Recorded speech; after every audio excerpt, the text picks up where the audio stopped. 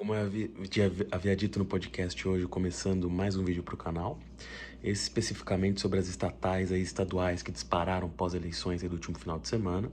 Especificamente aqui eu vou falar de Copasa e Semig em Minas e Sabesp em São Paulo, tá?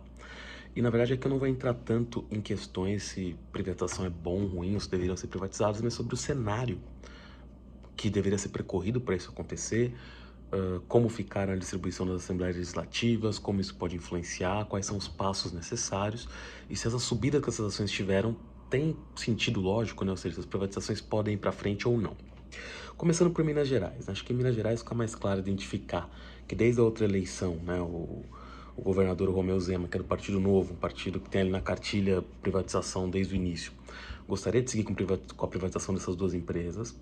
Acontece que ele tinha uma base muito pequena na Assembleia Legislativa de Minas Gerais, na outra legislatura, né, e, enfim, na sua antiga, eleição anterior para o governo. Não conseguiu montar uma base muito forte, tanto que o último presidente da LMG, que era o Agostinho Patros, Agostinho Patros Filhos, na verdade, né, que é até primo do Patros Ananias, uma figura mais conhecida nacionalmente, porque foi prefeito de BH, ministro ali do governo Lula, ministro do governo Dilma, enfim, era do partido que era do PV, que é um partido que até fez federação com o PT nessa eleição, mas ele já havia saído do PV e tinha ido para o PSD, e o PSD era o partido do Calil, que era o prefeito de BH, que foi o opositor, o principal opositor do Zema na eleição. Então isso até levou ali a poucas pautas do governo nesse sentido irem para frente, e também não tinha maioria para isso, né? O próprio presidente era um opositor do atual governador e também não se tinha maioria para isso andar.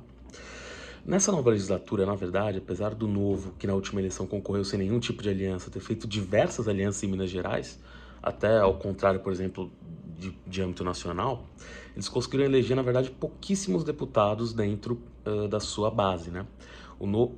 A coligação do Novo elegeu 22 deputados estaduais em Minas Gerais, de uma Assembleia de 74. Então, muito longe de uma maioria até simples, né? Ainda falta um número bom para a maioria simples. O que aconteceu foi, o Novo já está negociando algumas alianças ali para aumentar esse número de deputados, só que, recapitulando, pegando só as maiores bancadas, só para ficar um pouco mais fácil. Dentro da coligação que apoiava o Calil, que também tinha o PT junto com a sua federação, que envolve PCdoB e PV, desculpa, isso é a coligação do PT, mas dentro da aliança do Calil, você também teve 27 deputados eleitos, lembrando aí que a maior bancada da LMG é o PT, com 12 deputados estaduais, e as duas segundas maiores são PSD com 9, PL com 9, depois você tem o PP com 6, que apoiou o Zema, e o PV com 4, depois você tem diversos partidos com 3, com 2 e com 1. O que aconteceu é, a coligação do Zema, desde o início ele queria colocar como vice uma pessoa ligada à cidadania, só que a cidadania fez uma federação com o PSDB, que optou por ter candidato próprio ao governo, Marcos Pestana, que foi muito pouco votado e, na verdade, não vou dizer que foi por isso, mas o PSDB teve uma derrocada gigantesca no número de deputados estaduais em Minas, saiu de 7 para 1, se eu não estou enganado eram 7 anteriormente, dessa vez só elegeu um único representante. O Cidadania elegeu 3, então a federação entre os dois tem 4 deputados.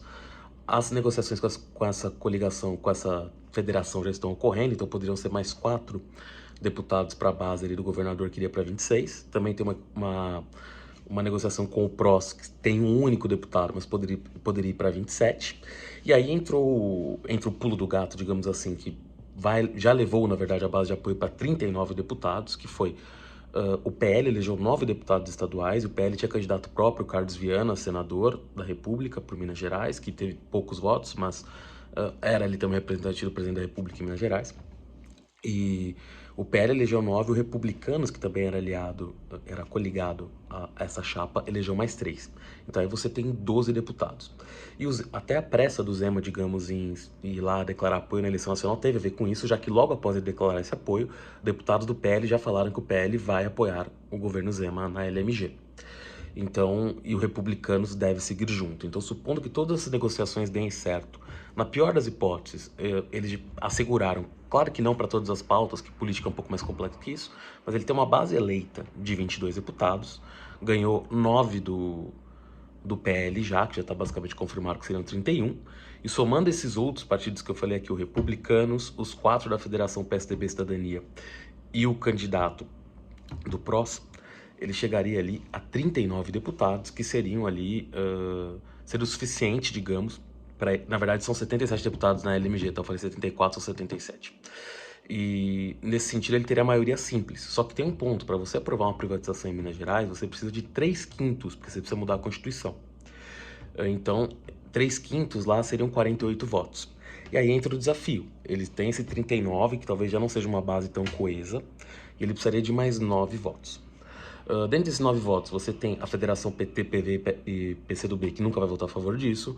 Você tem o PSB, que elegeu deputados e não vai votar a favor disso. Você tem o PDT, que não vai votar a favor disso.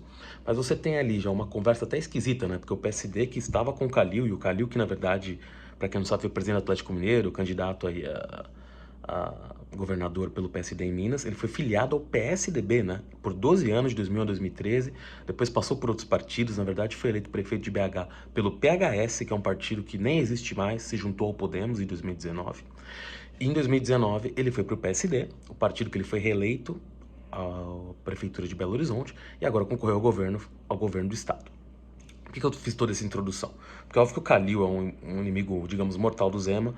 Como eu comentei aqui, o Patros, né, Agostinho Patros, que era o presidente da Assembleia Legislativa, era originalmente do PV, mas foi para o PSD, inclusive porque tinha ali uma sondagem para ele ser vice do Calil, acabou não sendo.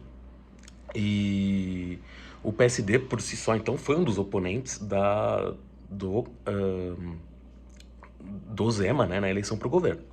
Mas o vice-governador do Zema, Matheus Simão, que foi quem mencionou, na verdade, a negociação dessas alianças com a federação, com republicanos, com o PROS, disse que também ia procurar o PSD. O PSD tem 9 deputados, então caso ele conseguisse ali fazer algum tipo de acordo com o PSD, ele tá com 39 hoje na base, supondo que todos esses acordos saiam, somando o PL, então ele poderia ir para 48 deputados com o apoio do PSD. Ele até mencionou nominalmente o líder do PSD, o Cássio Soares, que é uma pessoa que ele se dá muito bem. O Cássio Soares, na verdade, fez oposição ao governo Zema também, é um deputado que foi reeleito pelo PSD, mas disse que poderia conversar. Aí vale lembrar as raízes do PSD, né? O partido do Kassab, que em São Paulo, inclusive, por exemplo, apoia o Tarcísio, porque eu tô falando de São Paulo, porque é outro estado que eu vou mencionar aqui, que acaba sendo candidato do presidente. Então, assim, é um partido fluido, né? O próprio Kassab, quando fundou o partido, disse que o partido não era nem de esquerda, nem de direita, nem de centro. Então, assim, é um partido que potencialmente dá para negociar.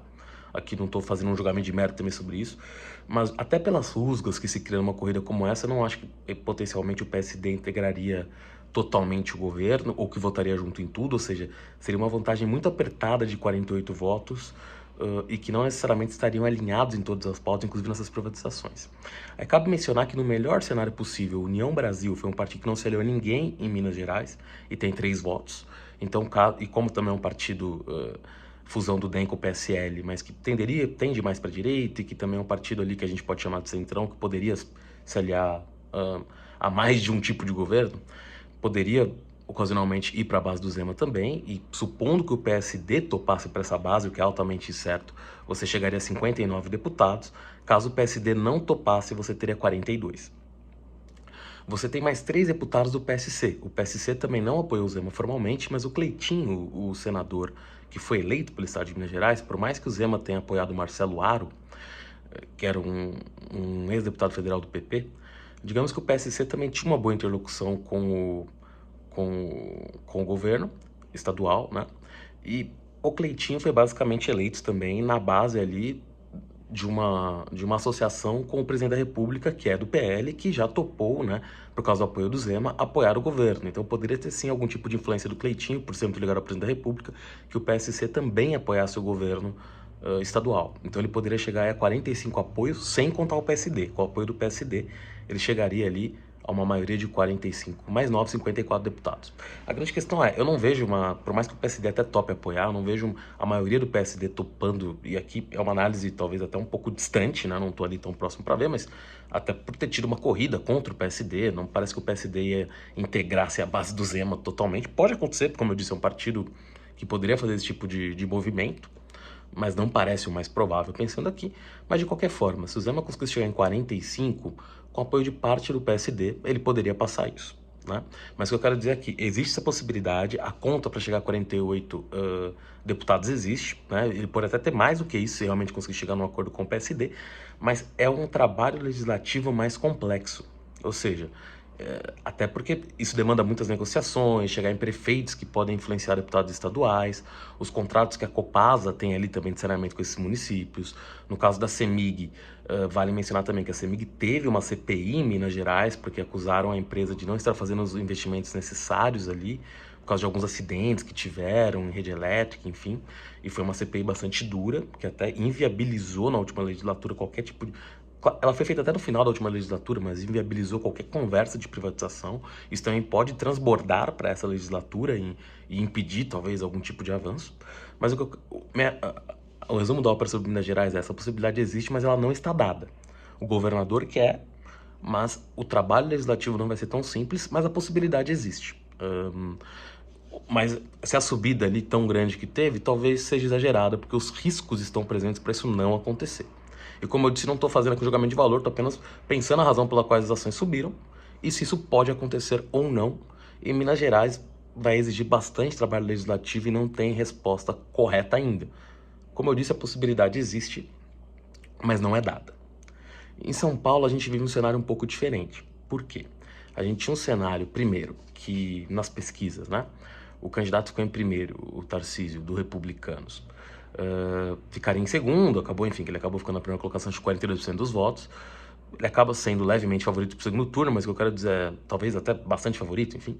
Mas até porque ele teve apoio do atual governador, que com os votos do atual governador Rodrigo Garcia ele poderia ali ser eleito, mas não dá para cravar que ele vai ganhar ou não vai ganhar. Então eu quero dizer, a primeira coisa é, o atual candidato na frente tem que ganhar o segundo turno de São Paulo. O que parece possível, talvez até provável, mas não dá para cravar nada, enfim. Mas digamos que ele é o favorito. Esse é o primeiro ponto, né? São Paulo primeiro precisa acabar o segundo turno, ou seja, as ações subiram antes disso, mas de fato vamos dizer que ele tem algum nível de favoritismo nessa eleição para o segundo turno. Aí entra a segunda coisa, que é, o candidato falou no começo do ano que queria privatizar a Sabesp, depois disse que não privatizaria ou que teria que avaliar isso muito bem, talvez não tenha dito formalmente que não. E nas últimas interações sobre isso, ele não se negou a privatizar, mas também não foi tão enfático na defesa disso. Então a coisa ficou num limbo, ou seja, acho que muita gente acredita, até pelo tipo de condução que ele teve no Ministério da Infraestrutura, pelo tipo de governo que ele integrou ali, que ele tem esse objetivo, mas isso, digamos que isso não está dado, né? E quando eu digo isso não está dado, não quer dizer nem que ele não tem esse objetivo, mas pelo fato dele não estar sendo tão enfático sobre ele, ainda que ele tenha o objetivo, talvez isso seja uma coisa que fique mais para frente no mandato, talvez isso seja uma pauta de primeiro ano de mandato. Então, acho que esse é o primeiro cuidado. Ou seja, em São Paulo, talvez o problema venha justamente da figura do governador. Não que ele não queira, mas porque a postura dele, primeiro foi muito favorável a isso, depois foi mais dúbia, mas muita gente, enfim, o mercado acredita que ele vai ter essa postura. Indo para a Assembleia Legislativa de São Paulo, que tem 94 deputados, número maior que Minas, mas teve ali uma eleição muito mais favorável, digamos, ao Tarcísio, caso ele seja eleito governador, do que em Minas. A gente tem o Haddad disputando o segundo turno com ele, o PT também fez uma grande bancada aqui em São Paulo na sua federação, junto com o PV e PCdoB, fez 19 deputados que vão ser oposição, com certeza. Mas o PL, que é um partido que, enfim, do presidente da República que está apoiando o Tarcísio, fez 19. O PSDB, que caiu muito também, acho que tinha 12 aqui em São Paulo, caiu para 9, mas junto com a Federação com Cidadania tem 11 deputados, e vale aí dizer que o governador, que é do PSDB, já declarou apoio ao Tarcísio, e muitos prefeitos do interior também têm ido nessa direção, então assim, mas também tem quadros do PSDB mais antigos que estão indo no outro sentido, né, de apoiar para apoiar a candidatura do Lula, do ex-presidente Lula, de apoiar até alguns também a candidatura da Haddad. Então tem algum nível de desacordo ali, mas me parece que a grande maioria do partido, principalmente em São Paulo, vai acabar indo para o Tarcísio. Então muitos deputados, principalmente os prefeitos do interior, então a tendência é que, não acho que a bancada vai votar tudo com ele, mas é uma bancada para a gente vai se posicionar mais pró-governo na próxima legislatura. E depois disso você tem, eu tô olhando aqui o número, você tá vendo a cara, estão republicanos, que é o partido dele, com 8, União Brasil com 8, o PSOL Rede Consolidação Oposição com 6, o Podemos com 4, o Podemos que, enfim, é um partido que tende a ficar alinhado com ele, o MDB que apoiou ele aqui em São Paulo com 4, agora no segundo turno o prefeito de São Paulo apoiou, enfim, por mais que o Baleia Rossi, que é o presidente do MDB, seja mais avesso ao governo, pelo menos parte dessa bancada vai acabar apoiando. O PSD, que já é fazer a base da coligação dele aqui em São Paulo, tem até o vice-governador, que é o Félix Ramute, de São José dos Campos, tem 4. O PP tem 3, que também já apoiou ele no segundo turno. O PSB tem 3, que é o partido da vice do Haddad, que inclusive é a mulher do Márcio França, o candidato que acabou sendo derrotado para o Senado, mas o PSB vai ser oposição. Você tem o PSC com 2, o PDT com 1, vai ser oposição, o Novo com 1, que vai ser a favor de uma privatização, com certeza, é o que o partido mais fala, né? E aí você tem a Solidariedade com 1, o PSC com 2. Se você vê por aspecto político, mais ou menos 64 das 94 cadeiras são de partidos de centro-direita ou direita ali, embora esse seja um conceito bastante dúbio no Brasil, mas parece que esse poderia ser o tamanho do apoio que o Tarcísio poderia ter, caso ele venha a ser eleito. Então, num cenário como esse, parece que em São Paulo, a Lesp talvez estivesse mais disposta a privatizar do que a Assembleia Legislativa de Minas Gerais, mas a gente tem que entender o prazo que o governador teria, almejaria para isso, se é que ele fazia esse movimento. Como eu disse, o movimento talvez não seja tão óbvio logo no começo do governo, pelas respostas que ele tem dado, então, assim, muito cuidado para quem se posiciona nas ações, como diz aqui, os riscos das privatizações não saírem tão rápido, existem de ambos os lados, eu diria até que em Minas, caso a negociação seja muito bem detalhada, todo mundo top, tenderia até a andar mais rápido que São Paulo, só que as costuras legislativas são mais complexas. São Paulo, talvez as costuras legislativas sejam menos complexas, mas existe um impulso do executivo para isso andar, ou talvez isso até não andar, talvez um pouco menor. Então, são questões complexas, as ações subiram porque as pessoas acreditam nisso e também tem outras fontes, também tem gente conversando, tem os bancos perguntando, mas o que a gente tem público é isso, e acho que o que tem que ser analisado, eu vi pouca gente falando sobre, principalmente em Minas Gerais, e aqui em São Paulo também, mas é sobre as composições das assembleias, né? Ou seja, muita gente comprando sem entender que isso precisa ser aprovado, que isso são projetos de lei, que principalmente em Minas isso demora 3/5, que teve uma CPI da CEMIG lá ano passado, que conclui os trabalhos esse ano.